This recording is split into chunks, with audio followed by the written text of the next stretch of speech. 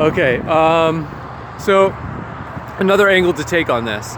Now I am having Desiree Ransford Carrero is basically attacking everyone up on the network where these cases are being done, or where everyone's minds are being locked into this AI matrix. And so there's a lot of famous people in the Illuminate or in the Triangle that are having their heads locked up inside of this AI matrix, where they run a bunch of sims on people, they run a bunch of demographic readouts on people, and they try to figure out, they're basically trying to separate and to profile everyone so they can attempt to draw political favors in the directions that they need to draw them, because people are paying for hits using the vampire. So what they'll do is they'll pay using a crypto system on the vampire, and then they'll use her as a form of cyber warfare against other members of the Illuminate that are not as high up, members of the Triangle that are not as high up. I'm basically speaking about the same thing. The Illuminate and the Triangle are interchangeable if you're just coming into this, or you do not have any prior knowledge on some of the symbolic connotations here.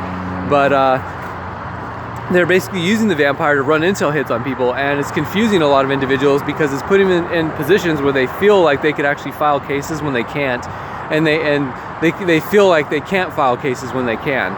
So this is part of the conundrum. This is why this is so complicated, is that they are trying to screw a lot of people over out of these cases so that they cannot like drain some of these families or individuals who are causing a lot of issues that need to be brought down in cases, because that's part of how they're going to be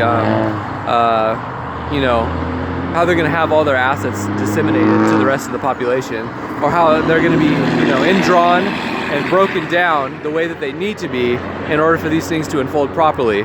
So first and foremost, I would just like to state, which I have stated before I go on into the next segments, I am not with the pedophiles or the rapists. I'm not with those guys who sacrifice people so that they can go and fuck children. I'm not into that. So I'm like a standard heterosexual type.